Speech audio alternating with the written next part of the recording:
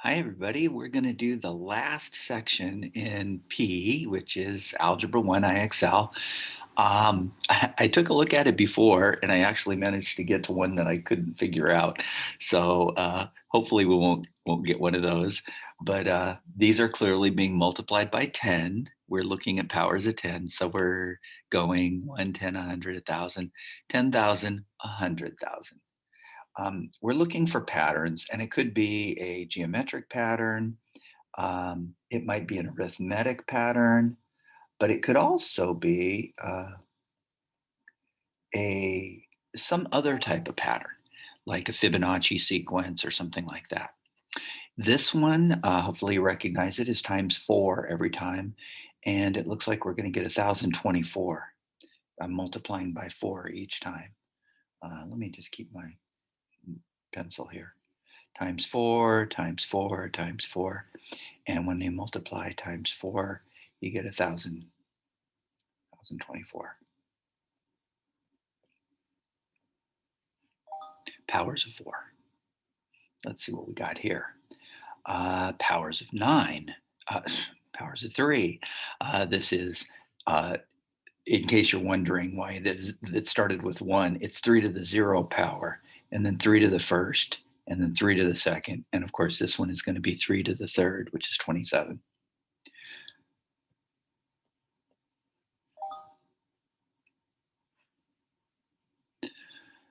This one is going down 10, down 10, down 10, down 10 to 25. Sometimes we're looking at differences, and sometimes we're looking at multipliers or dividers. Now, this is the weird one. This is the Fibonacci sequence. The Fibonacci sequence is not obvious, but it does happen a lot. It occurs in nature quite often. What we're doing is we're adding the previous two numbers and getting the next one. So 3 plus 5 is 8. 5 plus 8 is 13. 8 plus 13 is 21. And this is a really important sequence. It actually occurs in nature. It's really cool. There's spirals in pine cones and in pineapples and things like, and in flowers and things like that. It's pretty cool. Anyway, this one is 2 because I added the previous two terms. One of the things we want to be able to do is recognize it when we see it written like this. It's this one. Sorry, dang it. N minus 1 plus a n minus 2. This is the previous term, and this is the term before that. So I'm adding this one and this one to get that one. So I just wanted to show you the recursive formula for that. And this is the Fibonacci sequence. Beautiful, beautiful math. They used it in the Middle Ages to look at population growth and all sorts of things. All right, let's see. It looks like we've got this double the Fibonacci sequence. So it looks like 2 plus 3 is 5, 5 plus 3 is 8. They want to make sure you see it, and then 13. It's not quite Fibonacci sequence because Fibonacci always starts with 1. But in this case, oh, wait, no. Hang on, I'm wrong. Look what happened. I'm not adding the previous two. Look what I did. That's what I get for assuming. Okay. It looks as if we added 0. Interesting. We added 0, then we added 1, then we added 2, then we added 3. So for this pair, we add 4, which gives us 12. Ooh, almost missed that one. This one is not a standard sequence, arithmetic or geometric. And if you were asked the question, is it geometric or arithmetic, it would be neither. But there is a beautiful pattern here, and we want to watch for patterns. And it's very hard not to assume. All right, looks like we are going up by 2s. So it looks like these are even numbers, doesn't it? 40, 42, 44, and so on. So this is 34 and 38. Just the even numbers. Always looking for patterns. 2, 4, 8, 16. I hope that you recognize it. That's the powers of 2. You want to learn this one: 32, 64, 128, 256, 1024, and so on. 512, sorry, 1024. So this one is 16. There we go, powers of 2. And this one, fractions. Okay, this one's a little hard to see unless you make them all 14ths, in which case it becomes extremely obvious. That's 1/14. That in there in between is 1/7, which is 2/14. Excuse me, this is 4/14. And I hope you can see we went 1, 2, 3, 4, 5, 5/14. Now remember, you do have to reduce them when they can be reduced, when we're doing one of those fractional deals here. These are powers of 2 in the denominator, so we're really multiplying by 1/2. So this is 1/64.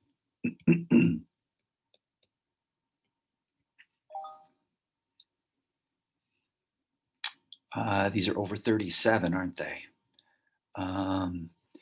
This one is the one that's going to kind of get you messed up because it's really 1/2/37. In order to see the pattern more easily, we would have to change all of them to 74ths. But I have a better idea. I'm going to think of this as 1/2/37, and then notice if I could just simply ignore it, and it looks like this is getting doubled and this is getting doubled. And if I were to go backwards, then yeah, 1/2/37 makes sense. I'm going to think of it like this: 0.5/37. And if I double it, I get the 1/37. This is the same as 1/74. A little harder to see, but there it is. It is 8/37. We're doubling the numerator and leaving 37 in the denominator. Okay, it looks like we're alternating. So it looks like it's going to be 7. And then this is really 6/8, isn't it? And this one is really 4/8. So we're looking at 3/8. We're just going down by 1 in our numerators. So a way of thinking about this is we're subtracting 1/8 each time. Just looking for patterns. Now this time the denominator is being multiplied by 3 and the numerator is being multiplied by 2. Again, we want to look for patterns. So multiply the denominator by 3. This is times 3. This is times 3. This is times 3. This is times 2. This is times 2. This is times 2. So I'm multiplying by 2/3. And if you want me to write it, I will. And when we multiply that, we get 32 over 3 times 135 gives us what, 405? And it looks like that's it. Some people are going to be concerned about whether it can be reduced or not, but don't worry. These are all powers of 2 in the numerator and all powers of 3 and 5 in the denominator. This is 3 times 3 times 3 times 3 times 5. And there are no common factors. When we say there are no common factors, another way to say that is that these two numbers are relatively prime, which means they have no prime factors in common. I know you're not interested, but there you have it. Let's see.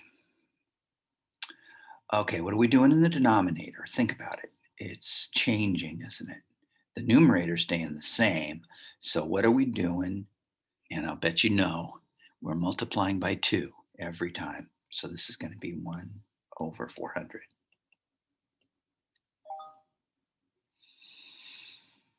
In this one, we've got, I'm going to go ahead and change it to 30 seconds, which is a little hard to see, but I've got 20/32. I multiplied by 4/4. Then I have 19/32. And then multiplying by 2 gives us 18/32, because I multiplied by 2/2. Then I have 17 over 32. And I think you can see what's gonna happen next. We're gonna get 16 over 32, but be careful, that is a half. It's really easy to forget to reduce the pattern, reduce the fraction once you get there. Okay, so this one, it looks like we're over 38. We have to double this guy, so we're going to get 8 over 38 for this part. And then this one is going to be 18 over 38. Well, it certainly looks like we're adding 5, doesn't it? 3 plus 5 gives us our 8. That's the 8 that we got there. Then we add 5 more and we get the 13. Then we add 5 more and we get the 18. And so I'm going to have to add 5 to 18 and get 23 over 38. And again, these in-between ones, because we're adding 5 each time, when I add 5 again, I'm going to be able to reduce it. But this one cannot be reduced. Hopefully you recognize that 23 is a prime number, which means that it's definitely relatively prime. Anyway, 23 over 38.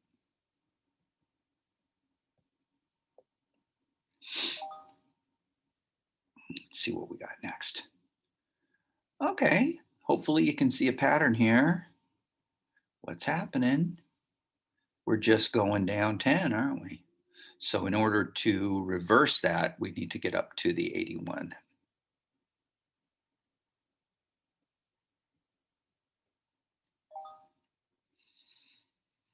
Okay, what did we do here? Okay, so it looks like the denominator is getting multiplied. No. Oh, we have to change the denominator.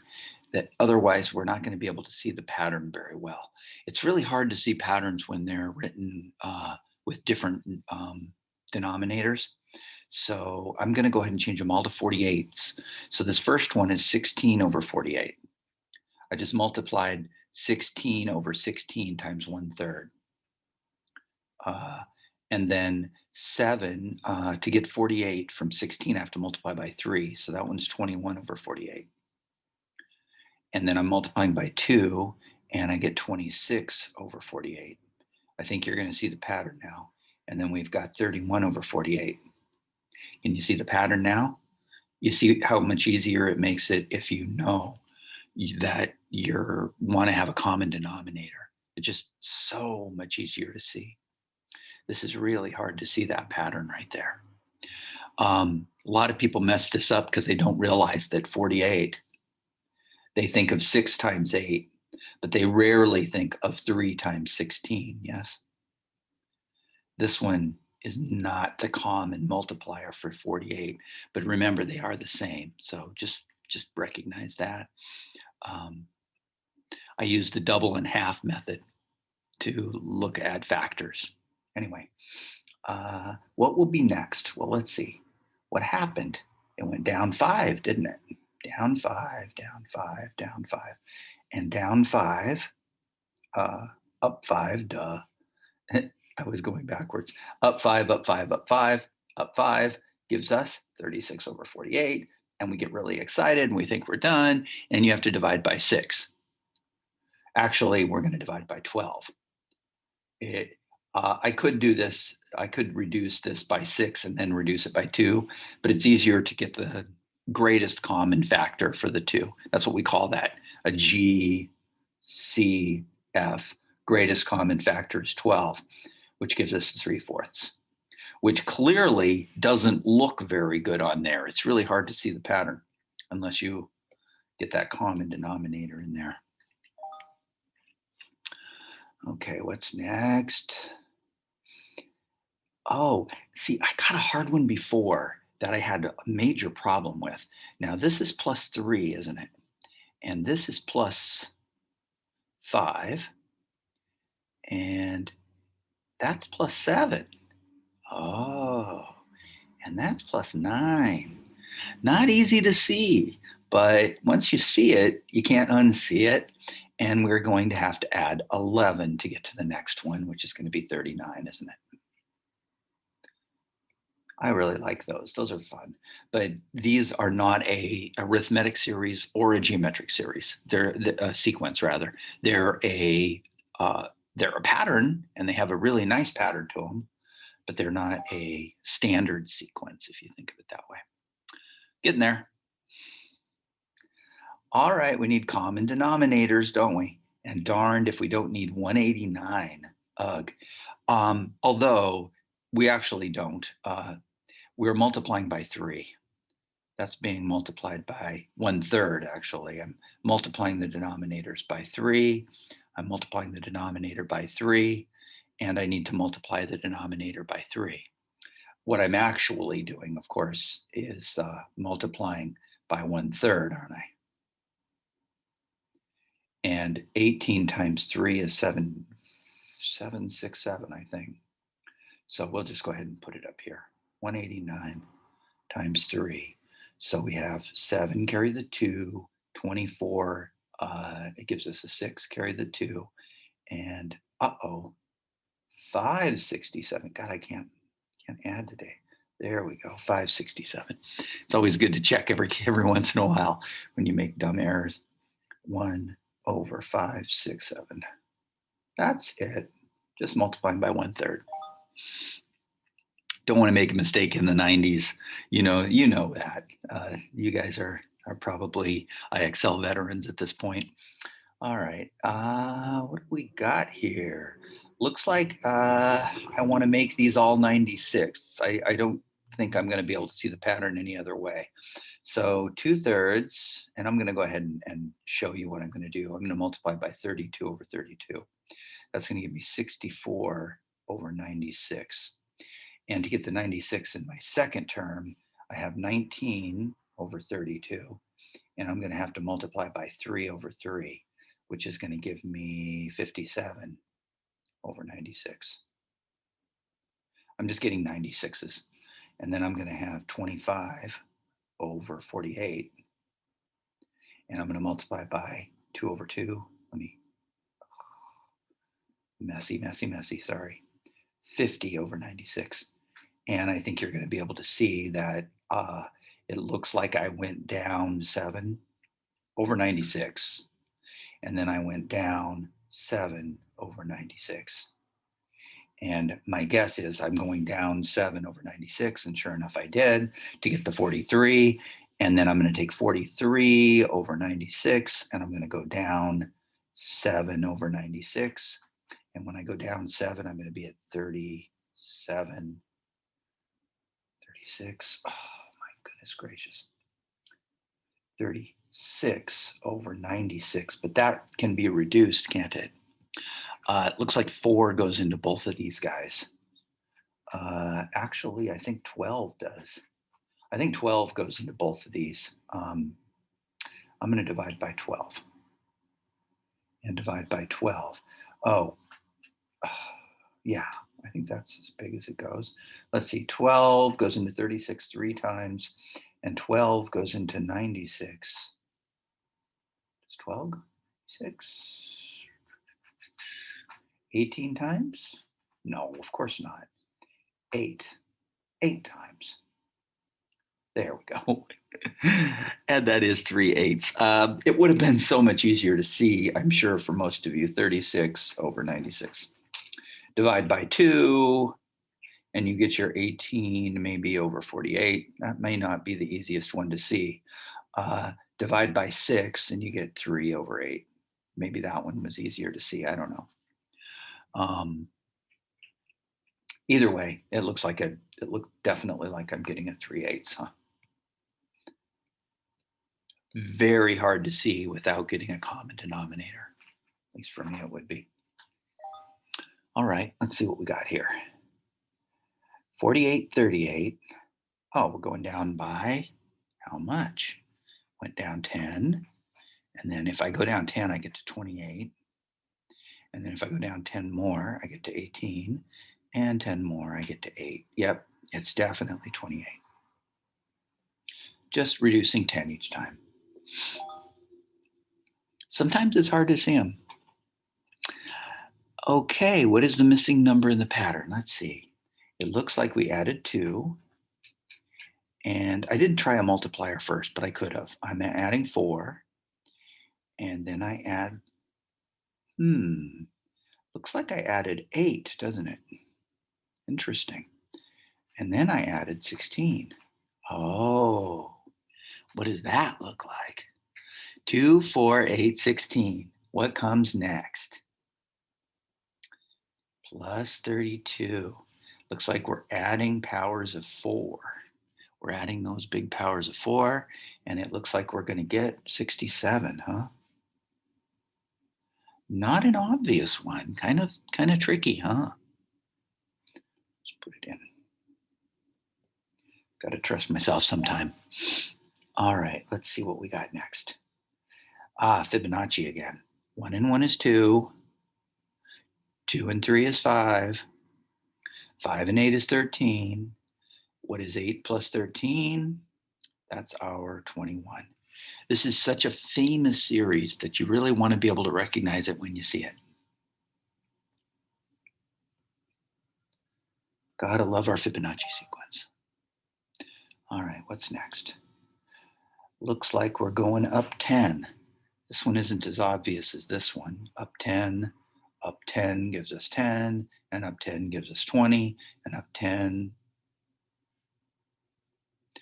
this is 10, and up 10 gives us our 30, and up 10 gives us our 40, and it works. And we're getting there. Okay, so we've got some fractions. Looks like we could probably need a common denominator here. And that first one is 50 over 70. And then we have a 51 over 70. And then we have a 52 over 70. All I did was double the numerator and the denominator in this guy. And then we have a 53 over 70. Man, I think I can see this. Now the trick is, the next one is going to be 54 over 70. And you're going to be very tempted to put it in there. But remember, you do have to reduce that. That is going to be 27 over 35. Now, can I reduce that one some more?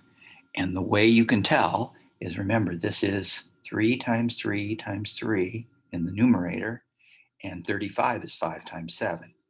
And again, we say that this fraction is relatively prime, or the numerator and denominator are relatively prime because they have no factors in common. If you do the prime factorization, that's what that thing's called.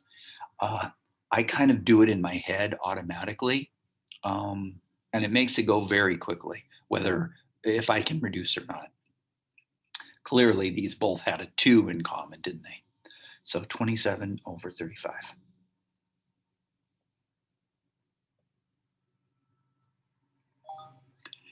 And maybe 2 more. Okay, we're over 31, and one of the nice things is 31 just happens to be a prime number. So the only time I'm ever going to have a problem is when I get to 31 over 31, which I'm not getting there because I'm going down. So it looks like it's going to be 12 over 31, doesn't it? Just going down by 1 in the numerator. And we have one last one, and they are cubes. We call these perfect cubes. Kind of like perfect squares, but we're multiplying them times themselves 3 times. So this is 2 cubed, 3 cubed, 4 cubed. Not a real obvious one. 5 cubed, 6 cubed, and 7 cubed is 49 times 7. I'm going to go ahead and multiply up 49 times 7, which is 343. Now, how could I possibly do that quickly?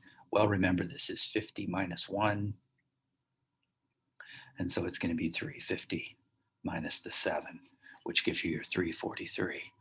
I can multiply it 3, carry the 6, and that gives me 28, and 6 more gives you 34. A little harder to see. I think this one is easier to see over here. 343 is 7 cubed, and I hope you guys will find your patterns and get to your mastery, and I'll see you back again sometime. Bye. Bye, everybody.